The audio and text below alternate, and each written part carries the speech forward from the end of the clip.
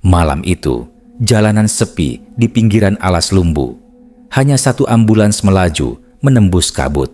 Di dalamnya, terbaring jenazah yang sudah dikafani. Tapi entah kenapa, Paijo, sang sopir, merasa seolah ia tidak sendirian. Bau melati menyengat, kaca berembun, dan dari belakang terdengar suara lirih.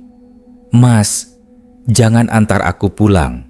Aku malu sama ibu." Dan sejak malam itu, Paijo tidak pernah lagi mau menyetir ambulans sendirian.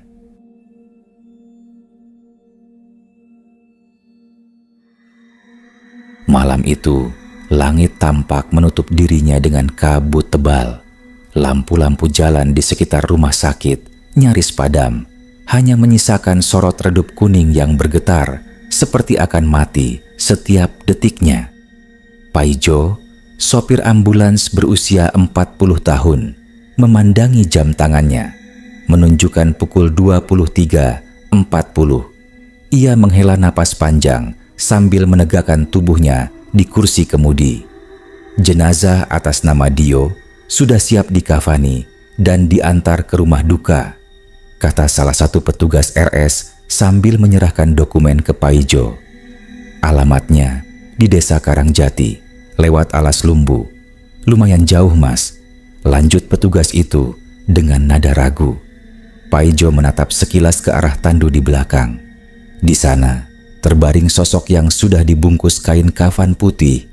Wajahnya tertutup sempurna, hanya menyisakan lekukan samar dari bentuk kepala. Dio, anak laki-laki berusia 23 tahun, meninggal dalam kecelakaan motor sore tadi. Luka parah di kepala, begitu laporan yang Paijo dengar. Biasanya Paijo tak terlalu peduli dengan kisah di balik tiap jenazah. Baginya, semua sama. Tugas adalah tugas. Namun entah kenapa, malam itu hawa di dalam ambulans terasa lebih berat dari biasanya. Begitu mesin dinyalakan, suara sirine sempat meraung rendah, bukan untuk membelah jalan, tapi seperti erangan yang tercekik di antara kabut malam. Paijo mengemudi pelan meninggalkan halaman rumah sakit, menuju jalan utama yang sunyi. Kilometer demi kilometer berlalu, hanya suara mesin dan detak jam di dashboard yang menemani. Tapi setelah jarak 50 kilometer, Paijo merasa ada yang aneh. Di telinganya, samar-samar terdengar suara tangisan lirih. Pelan, hampir seperti bisikan seorang perempuan. Ia menoleh ke kaca spion. Tidak ada siapa-siapa. Kain kafan di tandu tetap diam, tak bergerak. Paijo menggeleng. Mungkin cuma angin, gumamnya. Ia menambah volume radio tua, berharap suara musik bisa menenangkan pikirannya. Tapi stasiun radio malam itu hanya memutar dengung statis, desisan yang membuat bulu kuduknya meremang. Dalam hati, Paijo merasa ada yang memperhatikannya. Pandangan matanya sesekali menangkap sesuatu, seperti bayangan duduk di kursi belakang ambulans. Namun, setiap kali ia menoleh cepat, yang ada hanya tubuh kaku di bawah kain putih itu. Ia mencoba menenangkan diri, memutuskan berhenti di rest area kecil di pinggir jalan tol tua. Paijo turun sebentar, menyalakan rokok, mencoba mengusir kantuk dan rasa gelisah. Tapi saat ia menghembuskan asap pertama, matanya menangkap sesuatu lewat kaca belakang ambulans. Bayangan seseorang sedang duduk tegak di dalam, tepat di posisi jenazah seharusnya berbaring. Paijo membeku, asap rokok berhenti di tenggorokannya. Ia menatap lebih lama. Bayangan itu seperti bergerak pelan, seolah menoleh ke arah jendela. Tapi ketika ia memberanikan diri membuka pintu ambulans, sosok itu telah kembali terbaring. Kain kafan tetap rapat, tak bergeser sedikit pun. Namun, ada satu hal yang membuat darah Paijo berdesir. Ujung kain itu kini sedikit lembab, seperti bekas air mata. Paijo menelan ludah, menutup pintu dengan tangan gemetar. Ia tahu malam ini belum selesai, dan entah kenapa perjalanan ke desa Karangjati terasa semakin jauh dan semakin gelap. Mesin ambulans kembali meraung pelan melawan sepi yang kian pekat. Paijo menatap jarum jam di dashboard. Pukul 00.25. Udara malam semakin dingin menusuk. Asap napasnya mulai tampak seperti kabut kecil di dalam mobil. Di luar, jalanan mulai menurun, lalu berbelok tajam ke arah barat daya. Arah menuju Alas Lumbu, hutan yang dikenal warga sebagai tempat penunggu lama. Kata orang-orang rumah sakit, dulu di jalan ini pernah terjadi banyak kecelakaan misterius. Sopir-sopir ambulans lain pun sering menolak mengambil rute ini sendirian, terutama pada malam hari. Tapi malam itu Paijo tidak punya pilihan. Ia ingin cepat sampai mengantar jenazah Dio, lalu kembali tidur di mes RS. Namun langkah pedal gasnya terasa berat. Rasa kantuk tidak datang, tapi rasa tegang merayap perlahan. Setiap tikungan, lampu depan ambulans memantulkan bayangan pepohonan besar yang menjulur seperti tangan-tangan raksasa. Suara ranting patah terdengar dari sisi kiri jalan, seperti langkah kaki mengikuti laju kendaraan. Paijo sesekali melirik ke spion tengah, memastikan jenazah itu masih terbaring diam. Tapi di kilometer 51, suara itu muncul lagi. Pelan, tapi jelas. Tangisan. Kali ini bukan isapan angin. Tangisan itu terdengar dari dalam ambulans. Serak, seperti seseorang yang mencoba menahan sesal. Paijo memutar kepala cepat, tapi tidak melihat apapun selain kain kafan putih yang mulai sedikit kusut di bagian dada jenazah. Ya Allah, desisnya pelan, keringat dingin mengalir di tengkuk. Ia menekan pedal gas lebih dalam, berharap cepat keluar dari area hutan. Namun, semakin cepat ia melaju, suara tangisan itu semakin jelas. Dan kali ini, seperti diikuti bisikan, "Mas, jangan bawa saya pulang." Suara itu lirih, pecah, tapi jelas terdengar dari kursi belakang. Paijo menekan rem mendadak, membuat ambulans berhenti mendadak di tengah jalan yang sepi. Jantungnya berdegup kencang, tubuhnya membeku di kursi. Ia menatap spion tengah dengan tatapan kosong, mencoba memastikan kalau ia hanya berhalusinasi. Tapi saat itu juga, kain kafan di atas tubuh jenazah bergerak pelan. Ada sesuatu yang menggeliat di bawahnya, seperti seseorang yang sedang menyesuaikan posisi tidurnya. Paijo hampir menjerit, tapi suaranya tertahan di tenggorokan. Ia mengambil air mineral di dashboard, meneguk sedikit sambil membaca istighfar pelan. "Astagfirullah, cuma pikiran gua aja ini. Cuma lelah," katanya menggigil. Namun, saat matanya kembali ke kaca spion, tubuh Dio sudah duduk di tandu, punggungnya membungkuk, kepalanya miring ke samping. Paijo menjatuhkan botol dari tangannya. Kain kafan yang menutupi kepala jenazah itu perlahan tergeser, memperlihatkan sebagian wajah pucat keabu-abuan dengan darah kering menempel di pelipis. Mata jenazah itu terbuka sedikit, memancarkan pandangan kosong yang menusuk seperti jarum. "Mas Paijo," suaranya pecah, seperti keluar dari tenggorokan yang rusak. "Tolong, saya nggak mau pulang. Saya malu sama ibu." Paijo membeku, seluruh tubuhnya dingin seperti es. Ia menatap ke depan, tangan gemetar di atas kemudi. "Innalillahi, ini nggak mungkin. Jenazah bicara," pikirnya. Namun keberaniannya lenyap seketika ketika dari kaca spion ia melihat bibit senyum mengerikan muncul di wajah pucat itu. Bibirnya kaku, seperti ditarik paksa dari dalam kain kafan.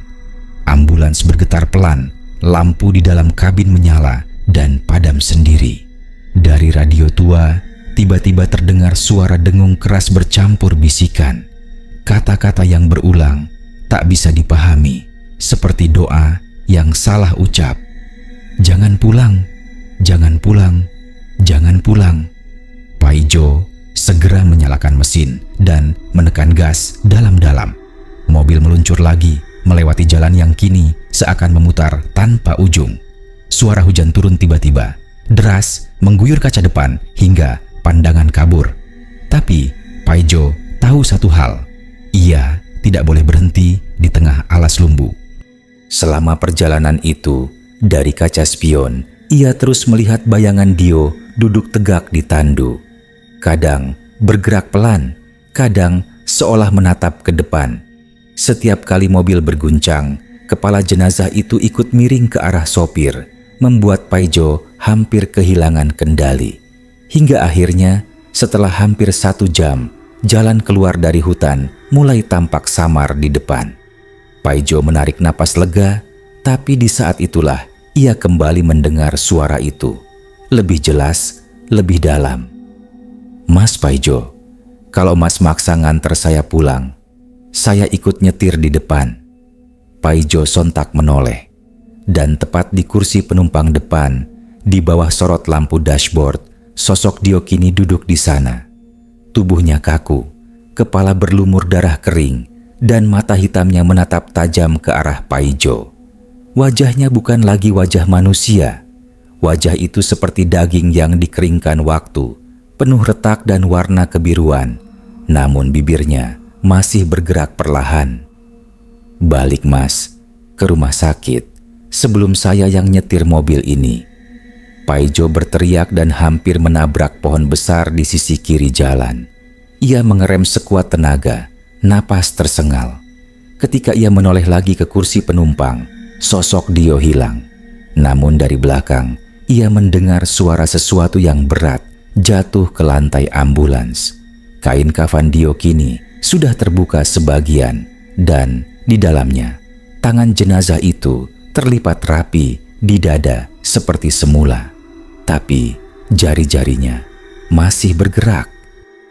Ambulans itu kini berjalan terseok di jalan beraspal kasar yang mulai retak dan dipenuhi daun kering. Hujan baru saja reda, meninggalkan aroma tanah basah bercampur bau besi dari udara dingin yang menusuk paru-paru. Paijo menatap kaca depan yang buram oleh kabut. Matanya merah, tubuhnya menggigil.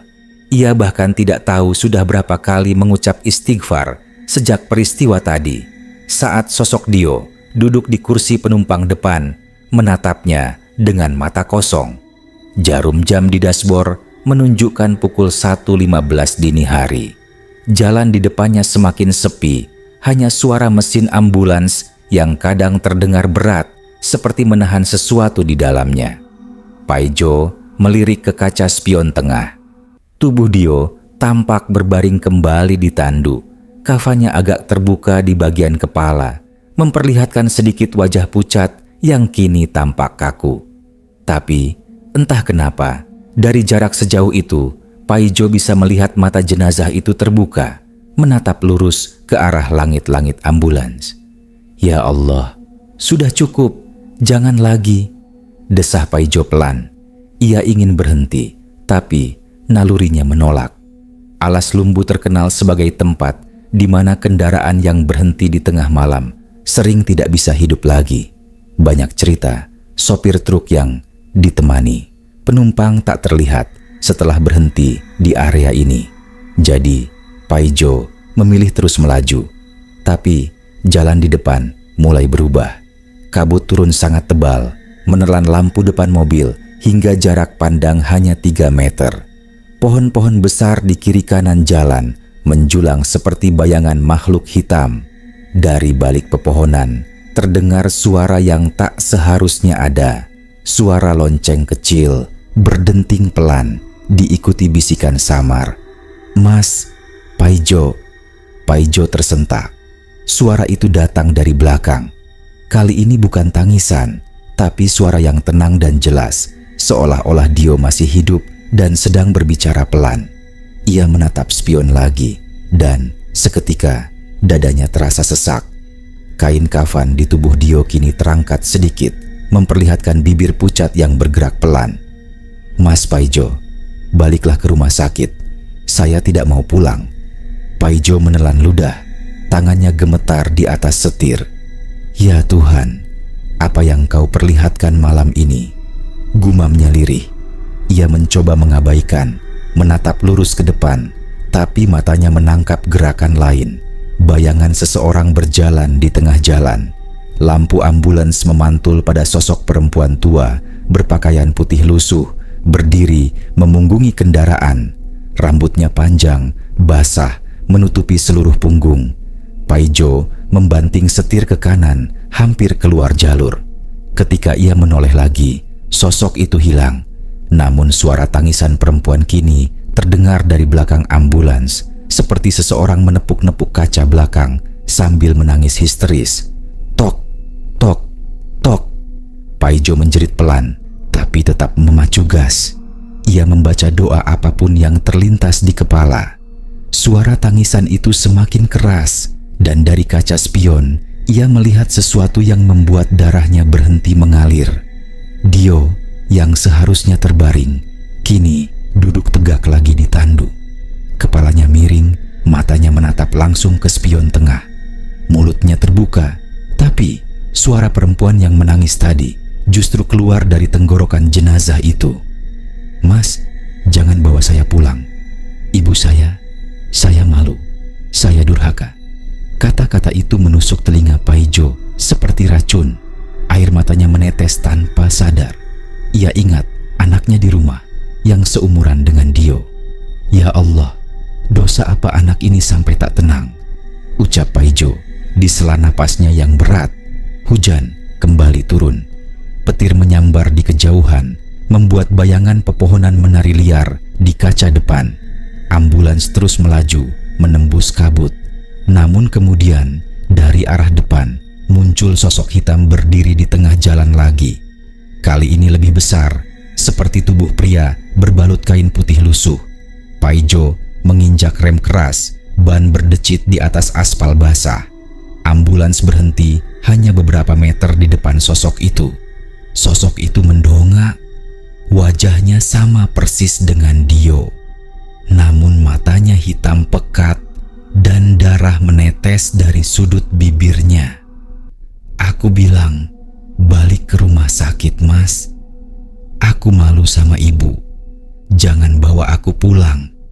Paijo tak mampu bergerak. Tangannya dingin, bibirnya bergetar hebat. Sosok itu melangkah mendekat, dan ketika jaraknya tinggal sejengkal, tiba-tiba lenyap, menghilang di udara seperti kabut tersapu angin. Ambulans kembali berguncang sendiri, seperti ada yang menendang dari dalam. Lampu di kabin belakang berkedip-kedip, dan Paijo mendengar sesuatu yang membuat seluruh bulu kuduknya berdiri. Suara pintu belakang ambulans terbuka sendiri. Angin dingin menerobos masuk. Dari kaca spion, ia melihat Dio berdiri di jalan, masih dalam kafan, menatap ke arah mobil. Dengan suara parau dan bergetar, jenazah itu berkata pelan, "Mas Paijo, saya mohon balik ke rumah sakit. Tolong saya." Lalu tubuh itu melangkah mundur perlahan ke tengah kabut dan menghilang begitu saja. Paijo menutup wajahnya, air matanya bercampur peluh dingin. Ia tahu malam ini bukan malam biasa. Tangannya akhirnya bergetar saat memutar setir. Dengan suara bergetar, ia berkata pelan pada dirinya sendiri, "Baik Dik Dio, kita balik ke rumah sakit." Dan seolah mendengar janji itu, hujan berhenti. Kabut perlahan menipis. Namun dari spion, Paijo sempat melihat sesuatu yang akan ia ingat seumur hidupnya. Dio kini duduk di kursi penumpang depan, menatapnya dengan wajah tenang. Tapi matanya masih basah oleh air mata yang tak mungkin keluar dari seorang yang sudah mati. Ambulans pun berbalik arah, kembali ke jalan rumah sakit. Namun Paijo tahu, perjalanan pulang akan lebih menyeramkan dari apapun yang baru saja ia lewati. Hujan sudah berhenti, tapi jalanan masih basah dan berkilat memantulkan sisa sinar lampu ambulans. Kabut di sekitar alas lumbu belum sepenuhnya menghilang, malah tampak seperti hidup, menari-nari di udara seperti napas makhluk yang tak terlihat. Paijo menggenggam setir erat-erat. Tangannya kaku, tapi pikirannya sudah bulat. Ia akan kembali ke rumah sakit, mengikuti permintaan sosok yang dulu bernama Dio. Namun semakin jauh, ia meninggalkan desa tujuan. Suasana di dalam mobil semakin tidak masuk akal. Jam di dashboard sudah menunjukkan pukul 1:45, tapi jarum detiknya berputar tak beraturan, maju mundur seperti sedang main-main. Radio yang sedari tadi mati tiba-tiba menyala sendiri, memutar siaran statis yang bercampur dengan suara serak seseorang. "Terima kasih, Mas Paijo. Tapi jangan ngebut, nanti kita tabrakan lagi." Suara itu bukan dari radio, tapi dari kursi sebelah kanan. Paijo menoleh cepat dan hampir menjerit. Dio duduk di kursi penumpang depan, seperti tadi, tapi kali ini lebih jelas. Wajahnya kaku, kulitnya pucat keabu-abuan seperti lilin, dan matanya hitam kelam tanpa pantulan cahaya sedikit pun. Namun bibirnya tersenyum, senyum yang kaku dan ganjil, seperti dipaksa oleh otot-otot yang sudah tak hidup. "Santai aja mas, saya bantu nyetir." Paijo membeku, napasnya tersengal. Ia tak berani menatap lama-lama, tapi dari ekor matanya, ia melihat tangan Dio.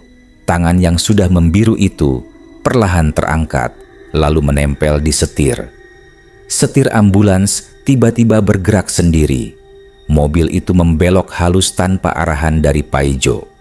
Paijo panik, mencoba menarik tangannya dari setir, tapi terasa seperti ada kekuatan dingin yang menahannya di tempat. Ujung jari Dio menempel pada lingkar setir, dan suhu di dalam kabin turun drastis. "Dio, cukup, lepas, lepas, nak!" teriak Paijo gemetar. Tapi Dio tidak menjawab. Ia hanya menatap lurus ke depan, ke arah kabut tebal yang menutupi jalan. Dalam detik-detik itu, Paijo melihat sesuatu di luar jendela. Di sisi kiri jalan, di antara pohon besar dan bayangan kabut, tampak banyak sosok berpakaian putih berdiri berbaris. Wajah mereka pucat, beberapa tanpa mata, sebagian lagi hanya berupa bayangan hitam dengan kepala tertunduk.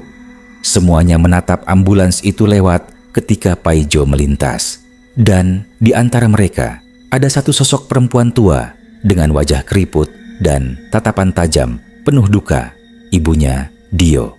"Ya Allah," gumam Paijo. "Itu Ibu Dio?" Perempuan itu melangkah pelan ke tengah jalan, menatap lurus ke arah mobil. Dio tiba-tiba menegang, wajahnya berubah, senyum menghilang, diganti ekspresi ketakutan yang nyata. Ia berbisik pelan, suaranya serak seperti logam diseret di aspal. "Mas Paijo, jangan berhenti, jangan berhenti, Mas." Namun Paijo tak bisa mematuhi. Mobil melambat sendiri, seolah ada kekuatan yang menekan pedal rem dari bawah. Dio menunduk, tubuhnya gemetar. Dari matanya, air berwarna hitam menetes. Bukan air mata, tapi cairan pekat seperti darah yang membeku. Perempuan tua itu kini tepat di depan kap mobil. Ia menatap Dio di kursi penumpang, lalu berkata dengan suara berat tapi lembut, "Nak, pulanglah, jangan ganggu orang lain lagi. Ibu maafin semua dosamu." Dan seketika, seluruh lampu ambulans padam. Gelap, total. Hanya suara napas Paijo yang tersengal di antara kegelapan. Ia mencoba memutar kunci kontak, tapi mesin tak merespons. Lalu, di sampingnya, terdengar suara keras, seperti sesuatu jatuh. Paijo menoleh. Kursi penumpang kosong. Dio hilang. Tapi suara di belakang kembali terdengar. Bunyi gesekan kain kafan. Paijo menyalakan senter dari ponselnya dan mengarahkan ke kursi belakang. Dan di sanalah ia melihatnya. Dio kini kembali berbaring di tandu, tapi kali ini dengan wajah yang tenang. Matanya tertutup. Kain kafan tersusun rapi. Hanya ada satu hal yang membuat dada Paijo sesak. Di pipi jenazah itu tampak bekas air mata mengering.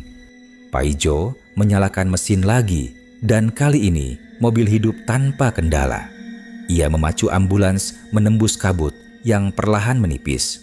Tapi Sebelum keluar dari area hutan, sesuatu terjadi lagi. Kaca spion berembun, dan di tengah embun itu muncul tulisan samar, seperti goresan jari dari dalam kaca. "Terima kasih, Mas Paijo. Maaf, sudah menakut-nakuti." Paijo terdiam. Air matanya mengalir tanpa sadar. Ia menatap jalan di depan yang mulai terang oleh lampu-lampu kota kecil. Jam menunjukkan pukul 2 tepat. Ia tahu malam ini takkan pernah ia lupakan. Ambulans meluncur kembali ke arah rumah sakit dengan tenang. Tapi entah kenapa, di antara suara mesin yang stabil, Paijo masih mendengar satu hal samar dari kursi belakang. Suara yang lembut, nyaris seperti doa. "Ibu, maafkan Dio." Dan malam itu, untuk pertama kalinya sejak bekerja sebagai sopir ambulans, Paijo menangis tanpa henti sepanjang perjalanan. Ambulans itu meluncur di jalanan basah menuju rumah sakit, meninggalkan kabut alas lumbu di belakang. Jam di dashboard kini menunjukkan pukul 2 tepat, seperti waktu yang sudah disepakati oleh sesuatu yang tak kasat mata. Lampu-lampu kota mulai terlihat samar di kejauhan, tapi hawa mencekam dari perjalanan tadi masih melekat, seperti bayangan yang enggan pergi. Paijo menatap jalan tanpa berkedip. Matanya bengkak, wajahnya pucat pasi, bibirnya kering. Namun di balik kaca spion tengah, bayangan tubuh Dio masih tampak jelas di tandu belakang, terbungkus rapi. Tapi entah kenapa, setiap kali ambulans melindas jalan bergelombang, tubuh itu seperti ikut bergerak sendiri. Bukan karena guncangan, tapi karena bernapas. Paijo mencoba mengabaikan. Ia menatap lurus, berulang kali bergumam pelan. "Sebentar lagi sampai. Nak, sebentar lagi. Tenanglah." Begitu ambulans masuk ke area rumah sakit, suasana begitu lengang. Tak ada satupun orang di halaman. Lampu di ruang IGD menyala temaram.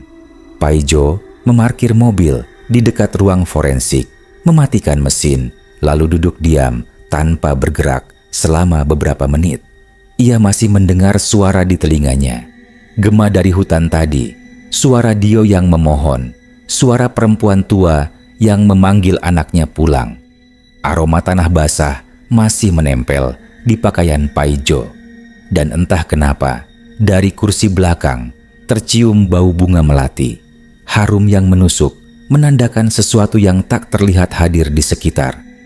"Ya Allah," desahnya.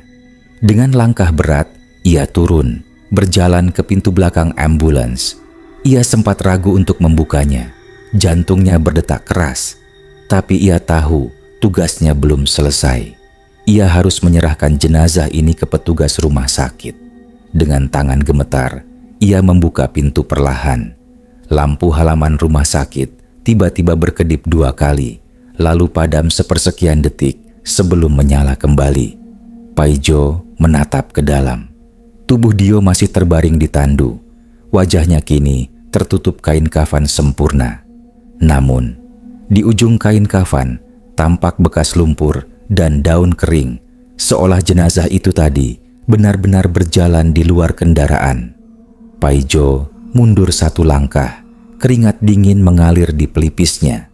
Tepat saat itu, dari dalam ruang forensik muncul suara pintu dibuka dengan tergesa. Petugas malam bernama Arman berlari kecil sambil bersuara serak. "Loh, Paijo, kok balik lagi? Bukannya tadi udah dikabari jenazah Dio udah diantar?" Paijo tak menjawab. Wajahnya tampak kosong, bibirnya bergetar. "Arman, aku nggak ngerti harus mulai dari mana. Tapi dia minta balik," katanya lirih. Arman mengernyit. "Siapa yang minta balik?" "Jenazahnya. Dio." Dia ngomong. "Man, ngomong di tengah jalan. Minta jangan dibawa pulang ke rumah." Katanya dia malu sama ibunya. Petugas itu tertegun, wajahnya berubah pucat. Ia menatap ke arah jenazah di dalam ambulans, lalu kembali menatap Paijo. "Paijo, kamu capek kali. Ini udah jam 2 pagi. Mungkin halu..." ucapnya pelan. Namun, saat Arman mendekat untuk memeriksa jenazah, sesuatu membuat langkahnya terhenti. Dari balik kain kafan, terdengar suara lirih, seperti seseorang menghela napas panjang. "Ibu, maafkan Dio." Keduanya langsung membeku. Arman menjatuhkan klipboard dari tangannya. Wajahnya memucat sepucat dinding. Paijo hanya bisa menunduk, tubuhnya gemetar, matanya berkaca-kaca. "Dengarkan, Man, aku nggak ngarang. Dari tadi dia begitu." Lampu di atas kepala mereka berkedip keras, lalu mati. Suasana gelap sejenak, hanya diterangi cahaya remang dari koridor RS. Dan dalam gelap itu, terdengar suara yang lebih pelan, lebih dekat, seolah datang dari kursi belakang ambulans. "Mas Paijo, terima kasih udah mau balik." Suara itu terdengar lembut, penuh penyesalan, dan kemudian hening. Lampu menyala kembali, dan ketika Arman membuka kain kafan dengan tangan gemetar, wajah Dio kini tampak tenang, matanya tertutup, bibirnya sedikit tersenyum. Tidak ada lagi bekas lumpur, tidak ada noda darah, hanya ketenangan yang dingin, seperti seseorang yang akhirnya pulang. Arman menatap Paijo lama, suaranya bergetar. Jin atau bukan? Yang jelas, dia benar-benar pengen balik ke sini, Jo. Mungkin dia belum siap pulang sebelum minta maaf. Paijo hanya diam. Ia menatap wajah jenazah itu, lalu mengangguk perlahan. "Ya, Man, mungkin itu sebabnya aku dipilih malam ini.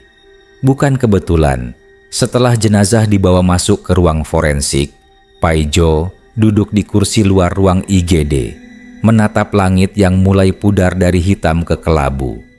Ia masih mendengar suara mesin ambulans berdengung di kepalanya, bersama bisikan lirih yang kini tak lagi menyeramkan, tapi sedih, seperti anak yang baru saja diampuni.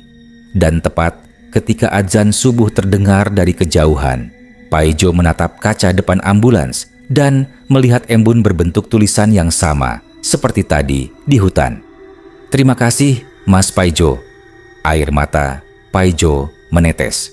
Ia tahu malam itu tak akan pernah ia ceritakan sembarangan, karena bagi sebagian orang mungkin tak akan dipercaya. Tapi ia sendiri tahu itu nyata. Dan perjalanan malam itu telah mengubah hidupnya selamanya. Fajar belum sepenuhnya tiba. Langit masih abu-abu dan udara di sekitar rumah sakit begitu sunyi, seakan waktu berhenti sejenak. Paijo masih duduk di bangku panjang dekat ruang forensik, memandangi ambulansnya yang kini diam, tak bergerak. Sorot lampu halaman rumah sakit memantulkan bayangan panjang kendaraan itu di lantai basah. Namun setiap kali Paijo menatap kaca belakangnya, ia masih bisa merasakan kehadiran. Bukan menakutkan, tapi getir, seperti perasaan seseorang yang belum sepenuhnya pergi. Sekitar pukul 6.10 pagi, ponsel Arman berdering. Ia mengangkat, mendengarkan sebentar, lalu menatap Paijo dengan wajah tegang. "Jo, keluarga Dio udah dikabari.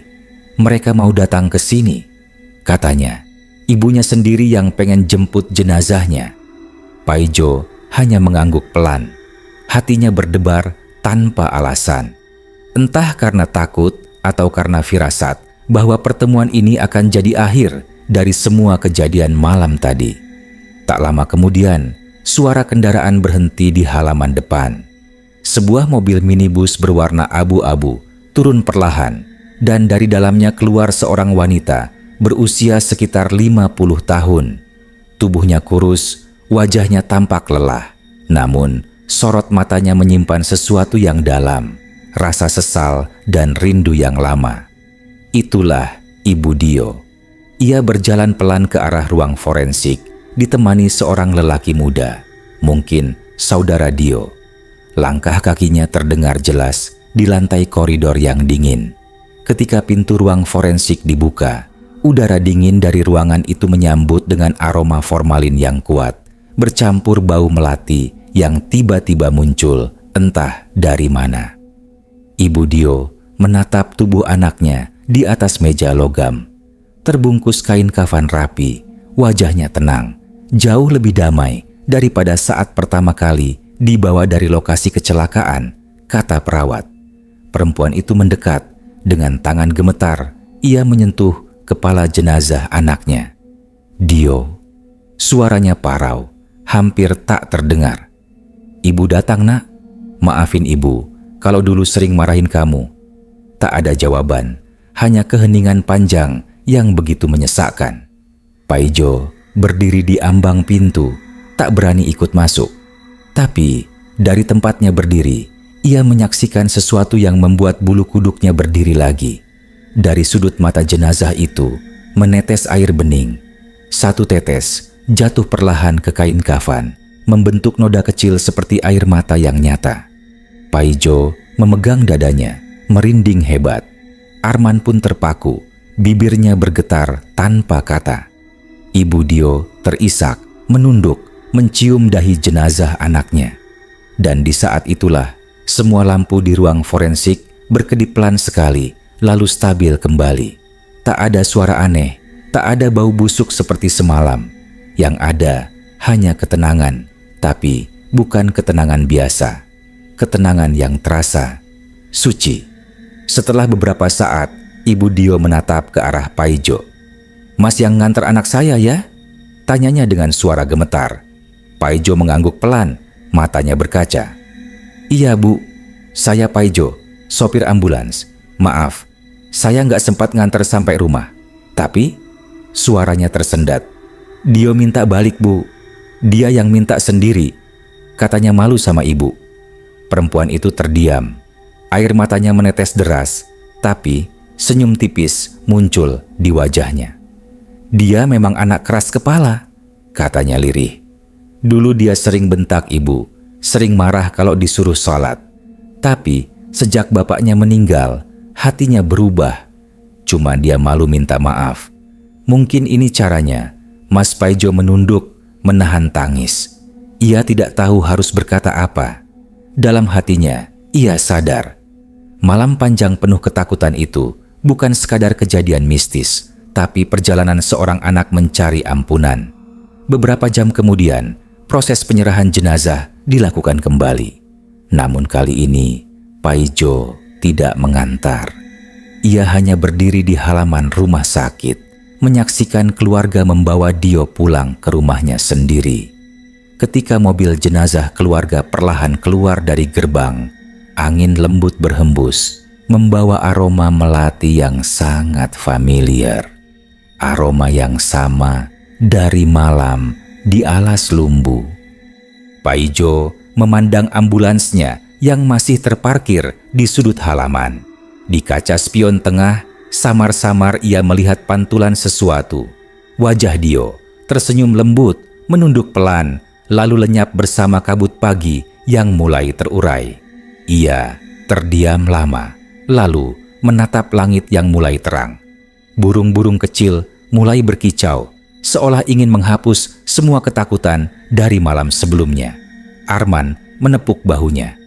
"Kau lihat, Jo, semua ini nggak mungkin." Kebetulan Paijo hanya menjawab pelan. "Iya, Man. Mungkin ada hal-hal yang manusia nggak bisa jelaskan, tapi harus kita percaya." Sebelum masuk ke ruang istirahat, Paijo menoleh sekali lagi ke arah ambulansnya. Di kaca belakang, embun tipis membentuk tulisan samar. "Sudah tenang sekarang?"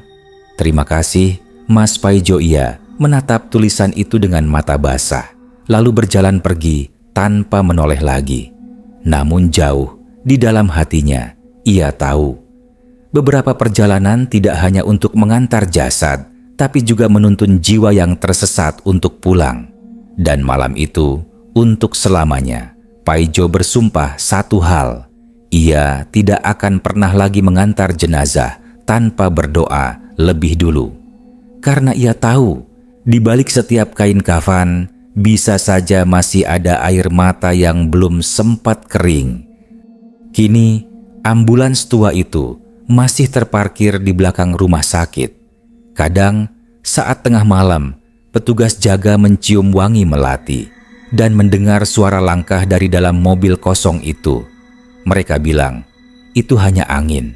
Tapi Paijo tahu, ada satu penumpang yang tak pernah benar-benar pergi.